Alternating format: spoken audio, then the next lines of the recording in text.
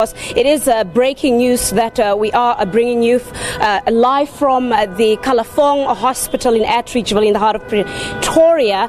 Parents are here, community leaders are here, the education department also very swift to respond to try and find out what exactly happened. So we don't have the exact facts, but what we have established is that it seems like the learners ate food yesterday, and what they have pinned down at this stage is that they bought a chicken feed that is sold or allegedly sold at the school tuckshop. Most of the learners are girl learners and they are matriculants. Apparently there are a few grade 8 learners who also ate from this particular food, but it is not 100% established whether it is indeed food that was sold from the tuckshop or whether the learners may have eaten food from outside the boundaries of the school. So it's very sketchy information. They have been rushed to various medical facilities around Pretoria West. One of them is here at the Kalafong Hospital in Atteridgeville, and we understand that about 20 learners are admitted. Their parents are here. So let's get an update from the education department. Steve Mabona here joining us. Steve, just bring us into the picture. What is happening? Look, we got a call that there's this incident that occurred at one of our schools, Edward Phathudi, and we then rushed here to come to just to find out what is really happening. But we understand that they might have consumed food that is being sold by the vendor in the school. It's not the nutrition food that we offer to our children. And what will be happening, because now the hospital knows, and there's the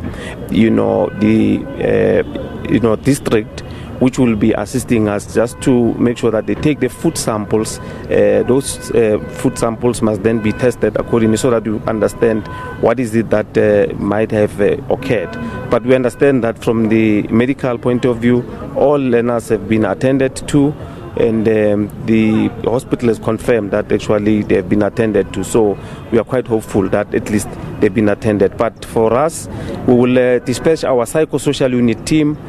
Tomorrow they will be at school just to attend to all other learners, but they will also, in the event there's any learner that is admitted, then they will also come here. But by look of things, it doesn't look like there's going to be a learner that is going to be admitted, because as I speak to you, there's about 2 or 3 learners that we've already seen that has been released because they've been attended medically, and they have confirmed to us that they feel better. Quite unfortunate incident that we see, and we will then have to interact with the SGP just to find out on how can we make sure that such things don't happen in our space, because really we need to do thorough checks. We need to make sure that people that are in our space, they are cleared in terms of them being authorized. I mean, occupational health is quite paramount here. We need to make sure that at least inspectors are there, and they will check on what is it that our vendors on how are they cooking, what is it that they are cooking, whatever they are cooking, is it supposed to be at our schools, so that we don't have incidences like this. And I think it's very important to actually really stress that point. It's not the first time we find ourselves in a situation like this, where we hear that children or learners are rushed to medical facilities and because of food poisoning. But do you think enough is being done to actually put those check and balances in place to prevent such from happening? Look, you'll understand that in some quarters, vendors will be operating outside our parameters. They will be operating outside our schools. So majority of vendors will be operating outside, and it becomes difficult for the department to closely, monitor on what is happening outside, because of the capacity that we have. We might not reach, everyone, but those that are within our space, those that are in our parameters, they need to be approved. I mean, SGP need to make sure that they assist to govern. That's why SGP is there. Anyone who operates around our space, SGP must know, because they need to get approval from them.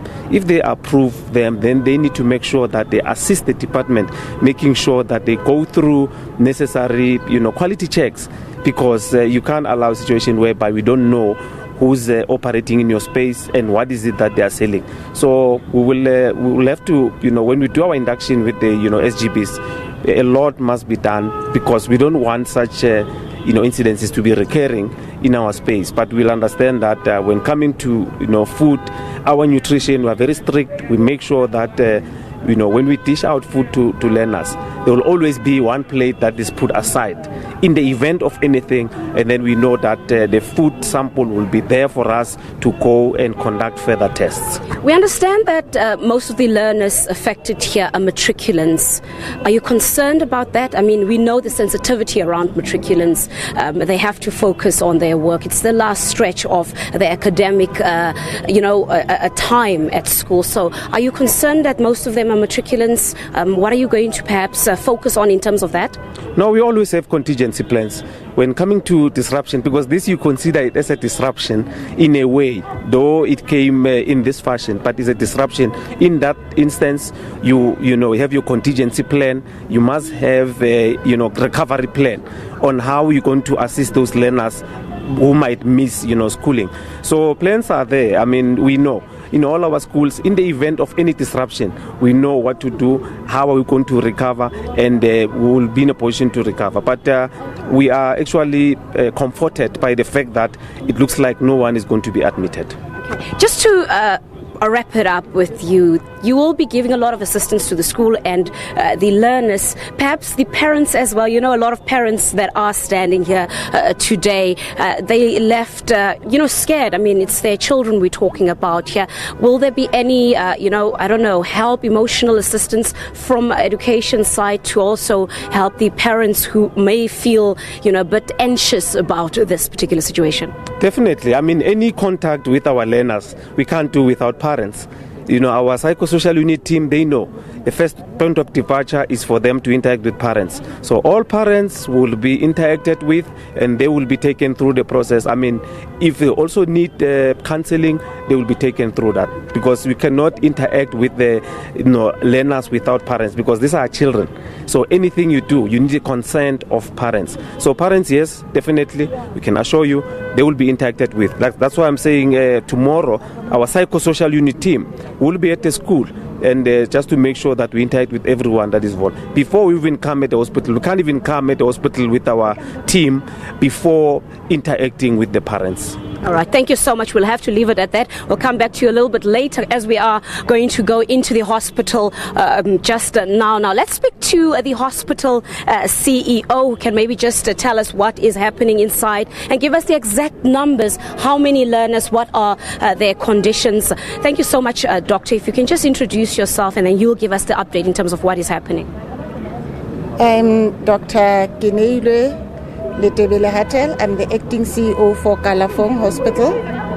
We received a message earlier around 11 o'clock that about 40 children from a school were diagnosed with food poisoning, and we requested that we share the load between ourselves and the district hospital, and subsequently we received about 20 children in our hospital. On arrival, they were all given oral fluids. None of them required intravenous fluid or a drip. And currently, almost all of them have been seen by a doctor. The only outstanding issue at the moment is some of them still need to give a sample for us to identify what is the cause of the diarrhea. And I must state that food poisoning is a diagnosis that is made not implying that there is poison. It's basically when more than two people have been exposed to something that is edible and they present with the same symptoms, and it needs to be investigated as to what is the cause. So we can confirm at this stage that all the learners who are here, of course, at this particular hospital are out of danger. No one is critical. As you say, you just at this stage really observing them and so forth. But we don't have anything to worry about anymore. No, we can confirm that none has been admitted. 9 needed a drip. So they all got, some of them had abdominal cramps and they were given medication for that. But then they were treated with oral fluids. So they are basically stable. Okay. And some of them actually have been discharged, those who have been able to give the sample. Yes, I was about to ask that. Have they been discharged? How many are still here? If there is a certain number that's still here? They are still all here. I'm not sure if perhaps 1 or 2 has left, but they are still here because I also met the school principal who came here. But it's only because they need to be giving the stool samples. All right.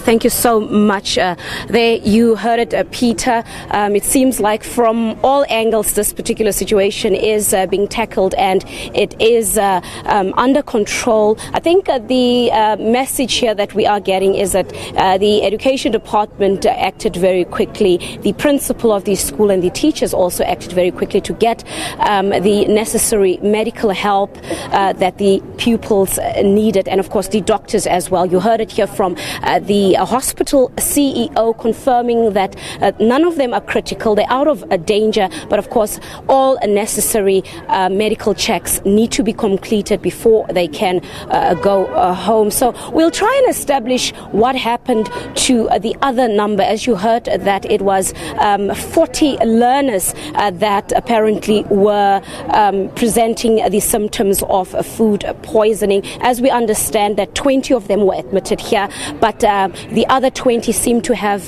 been admitted at other medical facilities in the area. So we'll have to establish exactly what their condition is. Education department is trying to get that information for us. Right now, we'll be going inside the hospital. We have permission, and we'll try and see if we can get you maybe some of the interviews with the parents, and as well maybe if we can get one of the learners who, if we get permission to speak to, if we can maybe get those human voices to you. But for now, let's give it back to studio. Patricia, thanks very much.